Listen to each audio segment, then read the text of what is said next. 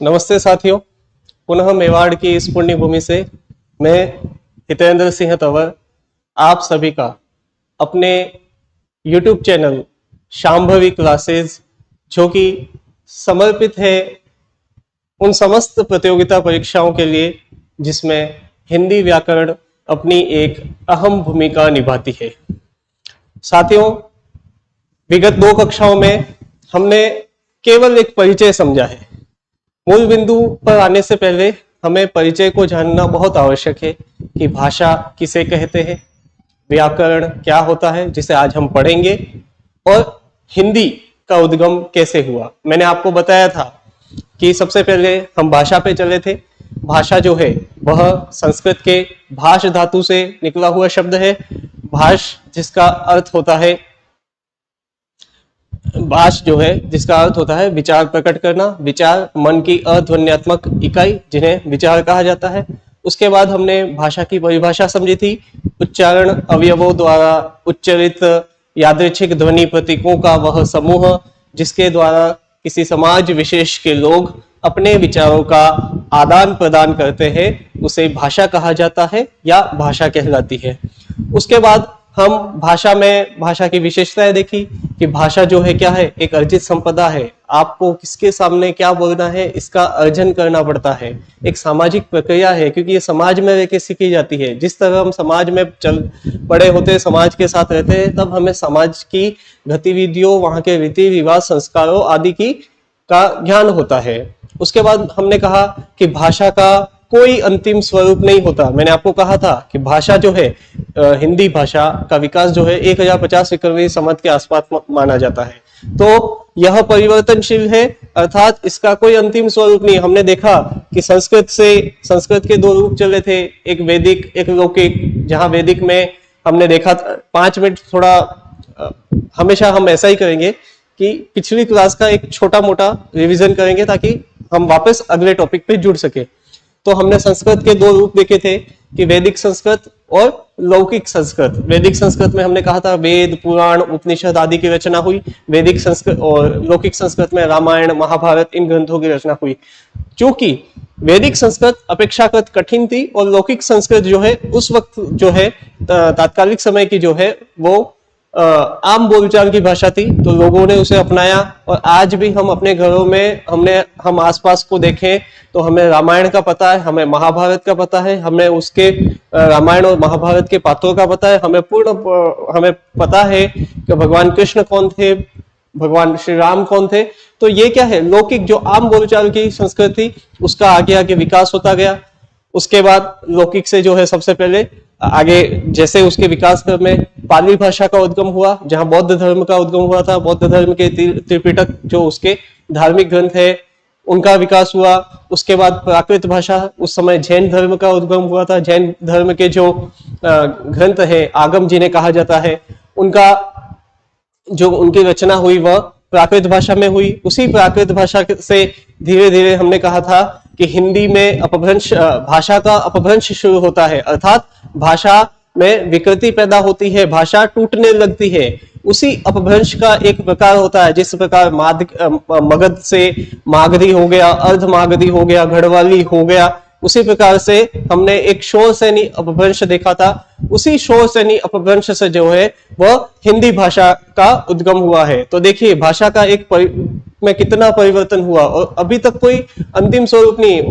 राजभाषा आयोग 1963 जो संविधान का भाग 17 है, जिसमें भाषा अनुच्छेद 343 से 351 का उल्लेख है, इसमें राजभाषाओं का उल्लेख है। उसके बाद लगभग हम यहां तक पढ़ चुके थे, और अब हम आगे आते हैं। आज जो हमारा टॉपिक है वह है व्याकरण। व्याकरण पे आने से पहले अब जो कल हमने पढ़ाया था उस पे अमूमन प्रश्न पूछे जाते हैं एसटीसी, बीएड और छोटे मोटे विभिन्न प्रकार की प्रतियोगिता परीक्षाओं में, कि हिंदी भाषा का उद्गम माना जाता है। मैं आपके सामने एक प्रश्न लेके आया हूं यहाँ पे।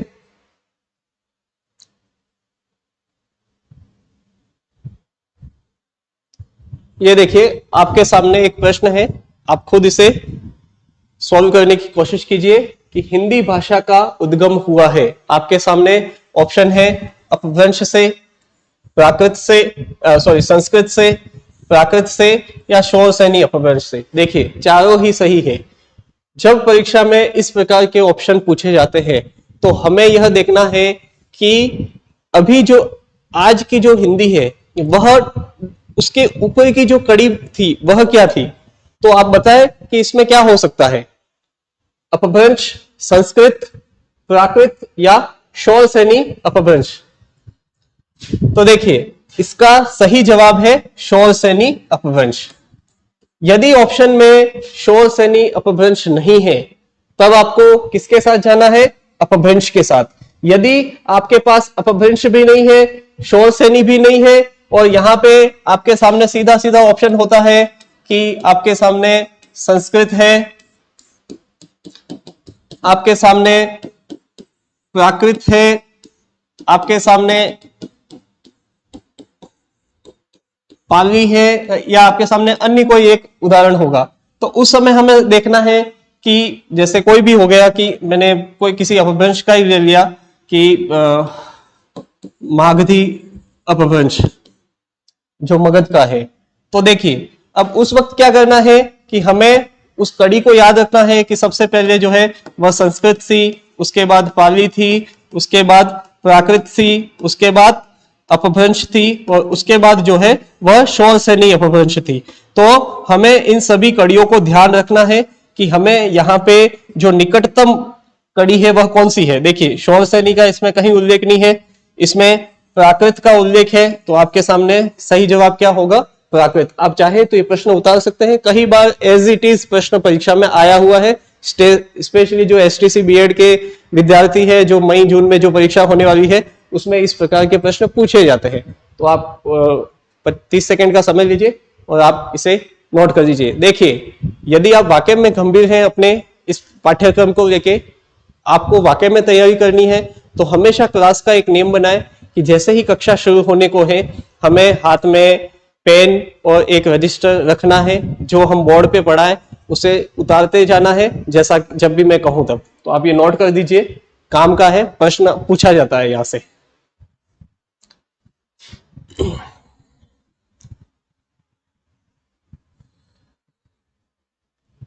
आप चाहे तो स्क्रीनशॉट भी ले सकते हैं। चलिए आगे बढ़ते हैं। आज हम जिस बिंदु पे आएंगे, जिस बिंदु की चर्चा करेंगे वह हमारे पास है व्याकरण। व्याकरण, ठीक है। किसे कहा जाता है व्याकरण, व्याकरण क्या होता है, व्याकरण की हम पूरी परिभाषा समझेंगे। सबसे पहले यदि इस शब्द को ही हम तोड़े, इस शब्द का ही हम संधि विच्छेद करें, तो व्याकरण शब्द की जो संधि है वह होती है आपके सामने। एक सेकंड, इस माफी चाहता हूं, एक छोटा सा टॉपिक रह गया हमारी भाषा का। देखिए कल हमने हिंदी भाषा की पृष्ठभूमि समझी थी कि हमने कहा था कि हिंदी भाषा की पृष्ठभूमि हमने 3 रूप में देखी थी, एक ऐतिहासिक, एक भौगोलिक और तीसरी जो थी वह थी राजनीतिक।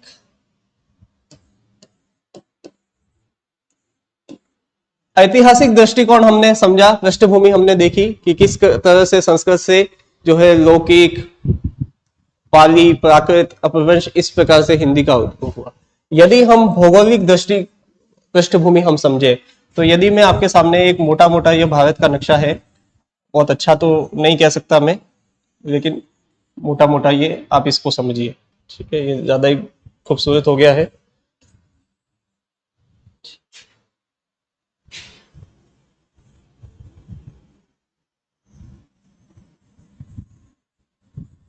ठीक है, इस तरीके से है, माफी चाहता हूँ, बहुत अच्छा बना है, मुझे पता है, आप आपके हिसाब से बनाइएगा।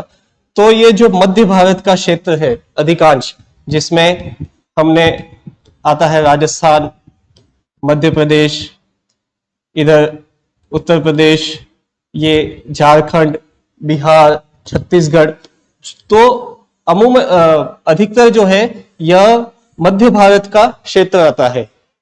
तो हिंदी का विकास जो है वह इस क्षेत्र से माना जाता है। इसे कोई नोट करने की आवश्यकता नहीं है और यहाँ से कोई अमूमन प्रश्न इतने नहीं पूछे जाते हैं।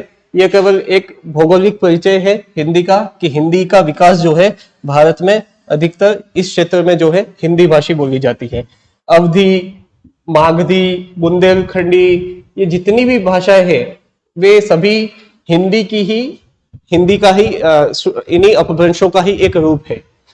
अब यदि हम राजनीतिक परिप्रेक्ष्य में देखें तो देखिए यहां पे मैंने आपको कहा कि भाषा, अब यहाँ पे कुछ शब्द चलते हैं जो अमूमन हमें कंफ्यूज करते हैं, अमूमन हम उन्हें समझ नहीं पाते हैं।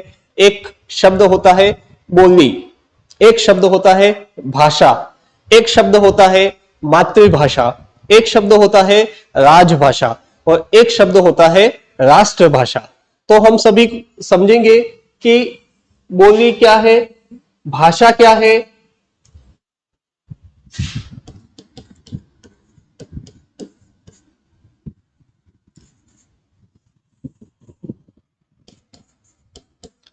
बताइए इन दोनों में से कौन सा सही होगा। यह आपका आज का होमवर्क है, ठीक है। दूसरा है आपके सामने भाषा, उसके बाद आपके सामने आता है मातृभाषा, उसके बाद एक शब्द है राजभाषा, उसके बाद एक शब्द है वह है राष्ट्रभाषा। देखिए इन पांचों शब्दों का हम अर्थ समझते हैं। बोली से क्या मतलब है समझिए। ये आपका एक राजस्थान का नक्शा यदि मैं बनाऊं, बहुत अच्छे नक्शे बनाता हूं वैसे मैं, नजर नहीं लग जाए इसलिए मैं ज्यादा नहीं बनाता हूं।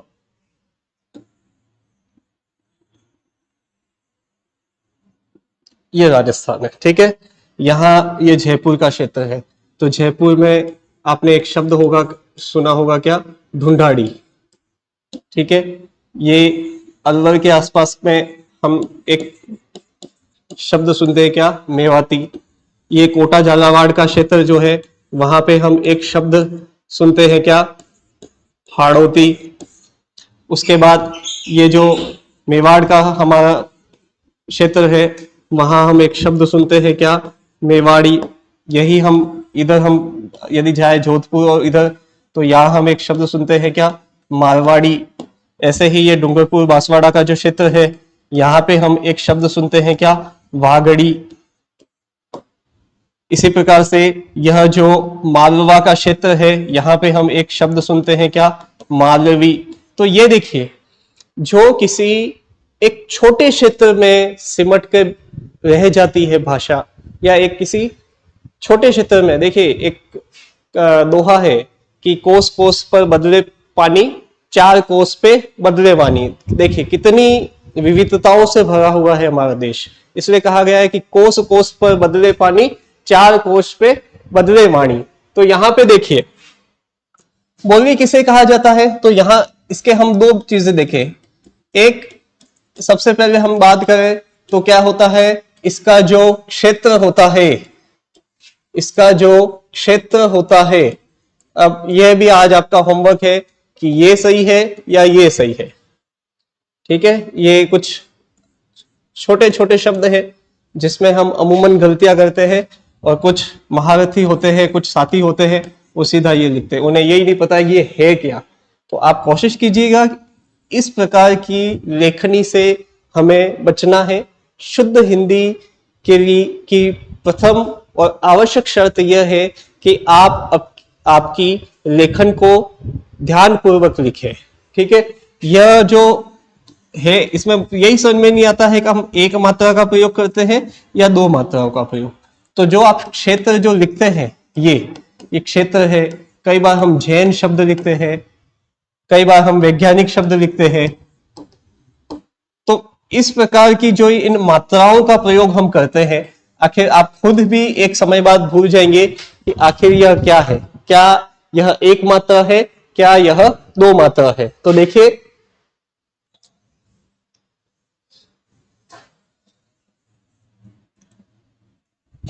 ठीक है, ये राजस्थान का एक नक्शा था जो मोटा मोटा हमने, तो आपके सामने ये होमवर्क है। एक, क्या ये सही है, क्या ये सही है, ठीक है, इन दोनों में से कौन सा सही है?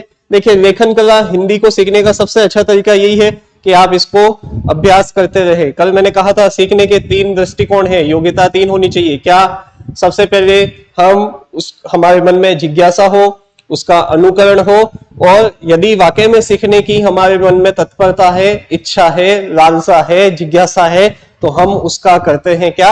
अभ्यास। ठीक है, तो यह एक छोटा सा होमवर्क है। ये छोटे छोटे होमवर्क ही जो गृहकार्य है वह आपकी हिंदी की लेखनी में बहुत सुधार करेंगे। तो मैंने कहा कि बोली जो है उसका एक सीमित क्षेत्र होता है। ठीक है, एक छोटे अंचल में बोली जाती है। तो ये मेवाड़ी एक बोली है, हाड़ौती अपने आप में एक बोली है, मेवाती बोली है, ढूंढाड़ी बोली है, यहाँ पे हम रांगड़ी, निम्बाड़ी, ऐसा जब आप आर्ट एंड कल्चर पढ़ेंगे तो उसमें कई बोलियों के उप प्रकार देखेंगे। ठीक है, उपबोली यानी कि बोली का भी एक छोटा भाग है, वो उससे भी सीमित हो जाती है। भाषा जो है, भाषा का क्षेत्र जो है वह बोली की अपेक्षा बड़ा होता है। तो इन सभी को हम मिला दे तो हम कहते हैं कि हम कौन सी भाषा का प्रयोग करते हैं? तो वह है क्या? राजस्थानी भाषा। ठीक है, तो ओवरऑल इन बोलियों का यदि क्षेत्र बड़ा हो जाए तो उसे कहेंगे हम क्या? भाषा। जैसे गुजराती भाषा है, राजस्थानी भाषा है, हालांकि इसे राजभाषा का दर्जा नहीं मिला, राजभाषा हम आगे समझेंगे। उसके बाद मातृभाषा। मातृभाषा से अर्थ है आपकी माँ की भाषा। माँ की भाषा से अर्थ है कि परिवार की भाषा। ये सिर्फ समझना है, आप चाहे तो छोटा मोटा नोट कर सकते हैं, कोई दिक्कत नहीं है। इसलिए ये थोड़ा हमने रफ इसको यूज किया है। जो हम हमारे समाज में हमसे व्यक्ति सीखता है जिस भाषा को, जिस क्षेत्र से हम आते हैं, उस क्षेत्र विशेष में जो भाषा बोली जाती है उसे कहते हैं मातृभाषा। मातृभाषा के लिए हमारे भारतेंदु हरिश्चंद्र, जो कि आधुनिक काव्य शास्त्र या हिंदी साहित्य के जनक कहे जाते हैं, उन्होंने एक बहुत अच्छी बात कही है कि निज भाषा उन्नति अहे, सब उन्नति को मूल, बिन निज भाषा ज्ञान के मिटत न हिय को सूल। तो निज भाषा यही हमारी मातृभाषा है जिसे हम निज भाषा कहते हैं। अब बात आती है मुख्य रूप से इन 2 शब्दों की, जहां हम कंफ्यूज होते हैं, जहां हमें दिक्कत आती है कि हिंदी क्या है? क्या हिंदी राष्ट्रभाषा है? क्या हिंदी राजभाषा है? तो राजभाषा किसे कहेंगे? प्रशासनिक जो भाषा है,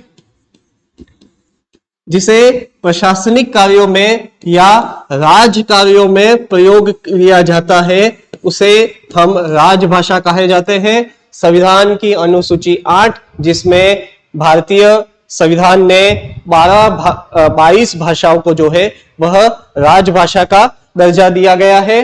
राजभाषा आयोग 1963, जिसमें कहा गया है हिंदी हमारी राजभाषा है। अंग्रेजी का भी उसी के साथ प्रयोग है। अंग्रेजी हालांकि उन 22 भाषाओं में शामिल नहीं होती है। कई बार यह प्रश्न पूछा गया है, पीटीईटी, एसटीसी, पटवारी, वीडियो, कई परीक्षा में पूछा जाता है कि निम्न में से कौन सी राजभाषा नहीं है, और उसमें अंग्रेजी का एक ऑप्शन होता है। हम सोचते हैं कि अंग्रेजी का तो प्रयोग होता है, लेकिन अंग्रेजी राजभाषा में नहीं है। हम केवल उसका एक प्रयोग, 22 भाषा है, 22 भाषा में अंग्रेजी का कहीं स्थान नहीं है, लेकिन उसे प्रशासनिक कार्यों में उपयोग लिया जाता है। तो जो प्रशासन की भाषा है उसे ही राजभाषा कहा जाता है। राजभाषा वह है जिसे संविधान की 8वीं अनुसूची में प्रयोग लिया गया है। शब्द है अनुसूची, शब्द है अनुसूची। ठीक है, यह भी अच्छा प्रश्न है। देखिएगा, कई परीक्षाओं में पूछा गया है कौन सा है अनुसूची। देखिए, आपके सामने 4 ऑप्शन में देता हूं यहाँ पे। अनुसूची,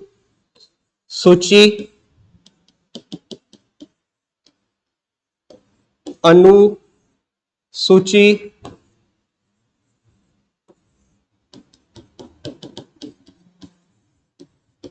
अनुसूची, और चौथा ऑप्शन आपके सामने है अनुसूची।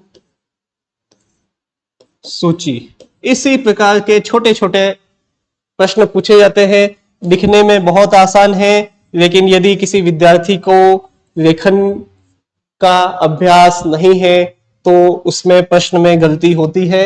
यह इस प्रश्न को दो परिप्रेक्ष्य में हम समझें। यदि इस प्रश्न को दो परिप्रेक्ष्य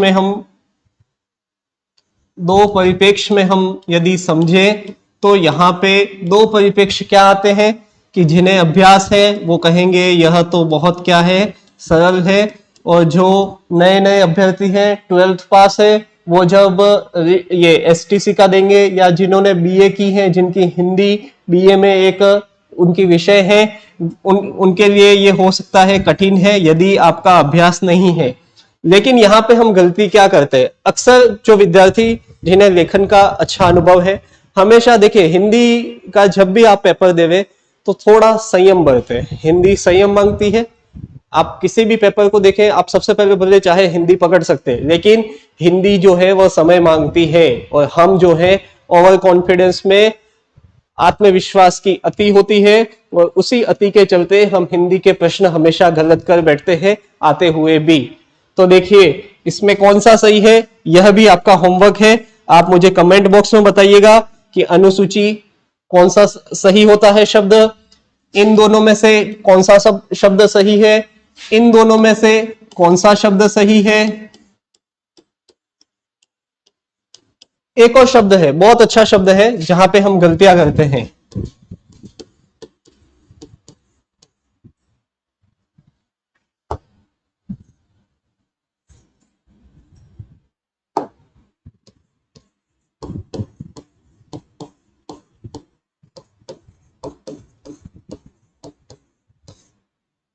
ठीक है, कुछ शब्द दे रहा हूं, आप कमेंट बॉक्स में इसका जवाब दीजिए ताकि मुझे लगे कि आप वाकई में जानना पढ़ना चाह रहे हैं, आपको मजा, आपको समझ में आ रहा है, आप वाकई में जिज्ञासु है या नहीं। तो कुछ प्रश्न है, इन दोनों में से कौन सा सही है,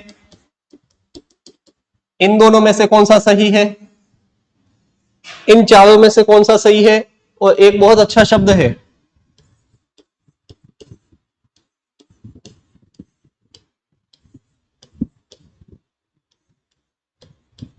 पड़ोसी। ठीक है, और इसमें एक और ऑप्शन दिया जाए, पड़ोसी, पड़ोसी।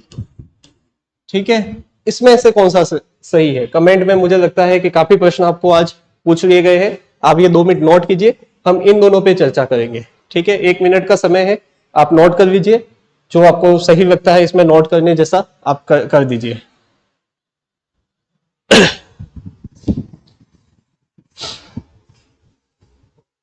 देखिए जितना अभ्यास हम हिंदी में करते हैं, हिंदी उतनी आसान होती जाती है, उतनी सुगम होती जाती है। हो सकता है कि ये छोटे छोटे शब्द जो अभ्यर्थी पढ़ चुके हैं, जिन्हें एक अच्छा अभ्यास है हिंदी का, तो उनके लिए आसान हो सकता है। लेकिन जो नए अभ्यर्थी जो जुड़े हैं, वे इस बात का जरूर ध्यान रखें कि हिंदी में यदि आपको पकड़ करनी है तो आपको इन छोटे छोटे प्रश्नों का बहुत अच्छे तरीके से अभ्यास करना होगा। ये छोटी छोटी गलतियों को हम सुधारेंगे तो हमें हिंदी बहुत अच्छे से समझ में आएगी। और हिंदी में सिर्फ समझना काफी नहीं है, हिंदी में हर शब्द को अच्छे से उच्चारण करना आना चाहिए। यदि आपका उच्चारण सही है तो 10 में से 9 संभावना ये बनती है, या 8 संभावना ये बनती है कि आप शब्द का जो लेखन है वह भी सही करेंगे। तो मैं ये उम्मीद करता हूं कि आप सभी ने इसको नोट कर लिया होगा। नहीं तो आपको स्क्रीनशॉट की सुविधा YouTube पे दी जाती है, आप इसका स्क्रीनशॉट लीजिए। चलिए हम आगे बढ़ते हैं। तो हम थे शब्द क्या, राजभाषा, और दूसरा शब्द है राष्ट्रभाषा। तो देखिए राष्ट्रभाषा क्या है, राष्ट्रभाषा से अर्थ है कि ऐसी भाषा जिसे देश के एक बड़े हिस्से में बोला जाता है या देश के संपूर्ण हिस्से में बोला जाता है। अब कुछ कहेंगे कि नहीं सर, गुजरात में तो गुजराती चलती है, महाराष्ट्र में मराठी चलती है, इस प्रकार से दक्षिण भारत में जाएंगे तो कन्नड़, तेलुगु, तमिल, इस प्रकार की, मलयालम, उड़िया, इस प्रकार की भाषाएं चलती है, पंजाबी है, हरियाणवी है, ये बोली जाती है। लेकिन उन स्टेट में भी यदि आप हिंदी बोलते हैं तो आपको वहां पे बहुत सारे लोग ऐसे मिल जाएंगे जिन्हें हिंदी समझ में आती है। तो एक संपूर्ण राष्ट्र में या राष्ट्र के अधिकांश भागों में बोली जाने वाली भाषा को राष्ट्रभाषा कहते हैं। राष्ट्रभाषा से जुड़ी हुई होती है हमारी संस्कृति, हमारे रीति रिवाज और हमारा इतिहास। तो हिंदी जो है वह राष्ट्रभाषा भी है, ठीक है। और राजभाषा मैंने आपको कहा संविधान में अनुसूची 8 जिसमें 22 भाषाएं हैं जिन्हें राजभाषा का दर्जा दिया गया है। एक और प्रश्न आप यहाँ पे आपके गृह कार्य के लिए जोड़ सकते हैं, बताइएगा इन दोनों में से कौन सा सही है। यह भी आपका एक होमवर्क है, ठीक है। क्या दोनों सही है, क्या एक ही सही है, और यदि दोनों सही है तो क्यों है, एक सही है तो क्यों है, ठीक है। ये आपका होमवर्क है। मैं इंग्लिश टर्म्स यूज करूंगा क्योंकि हिंदी में इंग्लिश मुझे लगता है ज्यादा आसान लगती है बच्चों को या अभ्यर्थियों को बात करने में, ठीक है। तो यह भाषा का एक मोटा मोटा परिचय है। अब हम अगले बिंदुओं की तरफ चलते हैं जो कि हमारे सामने आज का मुख्य बिंदु है, वह है व्याकरण, ठीक है। यदि व्याकरण शब्द को तोड़ा जाए, यदि इसका संधि विच्छेद किया जाए तो इसका संधि विच्छेद होता है वी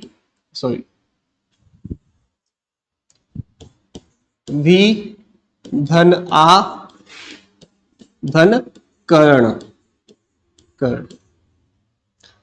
व्याकरण शब्द को समझिएगा कि व्याकरण शब्द को यदि हम तोड़े या इसमें संधि विच्छेद करें तो इसका अर्थ होता है वी धन आ धन कर्ण। व्याकरण शब्द का जो शाब्दिक अर्थ है,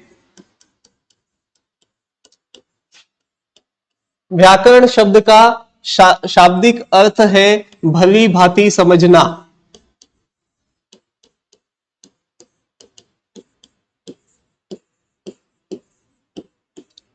व्याकरण शब्द का शाब्दिक अर्थ है भली भांति समझना।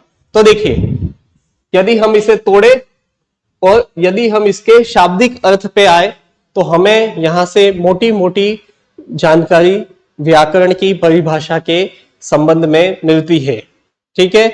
तो क्या भली भांति समझना, तो देखिए यदि हम अब इसकी परिभाषा पे आए तो मैं आपको कह सकता हूं कि क्या कह सकता हूं कि व्याकरण जो है वह एक क्या है, पुस्तक है। या मैं कहूं कि व्याकरण जो है वह एक विधा है, या मैं कहूं व्याकरण एक रचना है, या मैं कहूं कि व्याकरण एक कृति है, या मैं कहूं कि व्याकरण एक संस्करण है। और हमारे पाणिनि महोदय ने एक बहुत अच्छा शब्द प्रयोग किया है कि व्याकरण जो है एक ग्रंथ है। तो अब देखिए, चाहे पुस्तक कहे, चाहे विधा कहे, चाहे रचना कहे, चाहे कृति कहे, चाहे संस्करण कहे, चाहे ग्रंथ कहे, सभी एक ही अर्थ निकालते हैं, सभी आपस के पर्याय शब्द है। तो पर्यायवाची का भी मैं यहाँ पे मैंने इसलिए इतने शब्द लिखवाए ताकि आपको पर्यायवाची का भी एक अभ्यास हो। कहीं शब्द किसी शब्द को हम 4-5 बार विभिन्न पर्यायों में लिखेंगे ताकि छोटी छोटी प्रैक्टिस से, छोटे छोटे अभ्यासों से आपकी हिंदी व्याकरण में की मजबूती में आपको सहयोग मिलेगा। तो व्याकरण क्या है, एक पुस्तक है जो 3 काम करती है। 3 काम क्या करती है, जो हमें भाषा का, ठीक है, भाषा के 3 भागों पे व्याकरण जो काम करती है। क्या, सबसे पहले शुद्ध उच्चारण, शुद्ध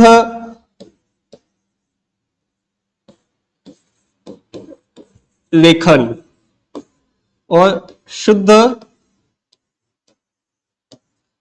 प्रयोग।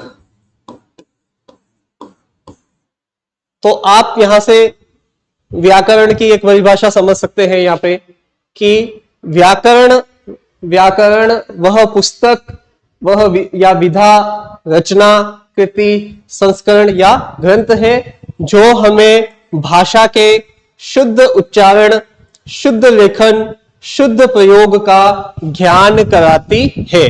तो व्याकरण की क्या परिभाषा लिखेंगे, यहाँ पे आपस साइड में समझिएगा कि व्याकरण वह पुस्तक है।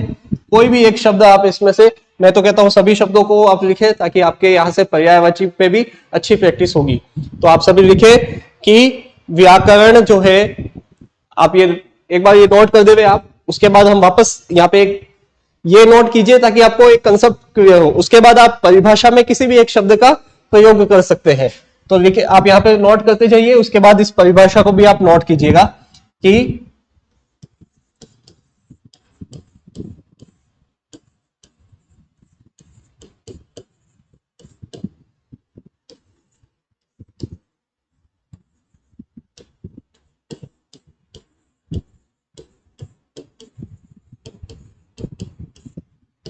व्याकरण वह ग्रंथ है जो हमें भाषा के शुद्ध लेखन,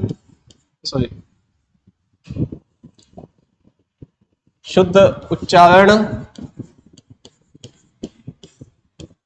शुद्ध लेखन,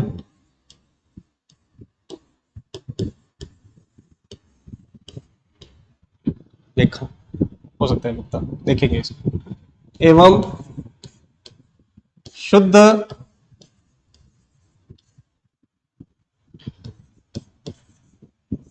प्रयोग का ज्ञान कराती है।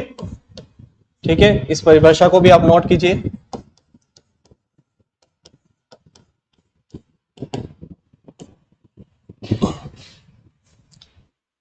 तो देखिए, आज मोटा मोटी आप नोट करते जाइए और सुनते भी जाइएगा साथ में। आज हमने व्याकरण का एक मोटा मोटा परिचय देखा है कि व्याकरण का क्या अर्थ है, शाब्दिक अर्थ क्या है, भली भांति समझना। अर्थात व्याकरण एक पुस्तक है, एक विधा है, एक रचना है, एक कृति है, एक संस्करण है, या फिर मैंने कहा जैसा कि पाणिनि महोदय ने कहा कि व्याकरण जो है वह एक ग्रंथ है जो हमें भाषा के शुद्ध उच्चारण, शुद्ध लेखन और शुद्ध प्रयोग का ज्ञान कराती है। आप सबने नोट कर लिया होगा। अब 5 मिनट की और हम कक्षा लेंगे, उसके बाद हम आगे देखेंगे। चलिए, अब व्याकरण को शब्द जो है, व्याकरण के 3 अंग है। हमारे हिंदी व्याकरण जो है उसके 3 अंग है। वह 3 अंग कौन कौन से हैं? तो वह है वर्ण विचार,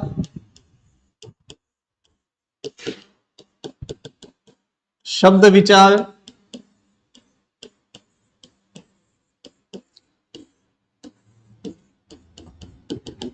और अंतिम है वाक्य विचार।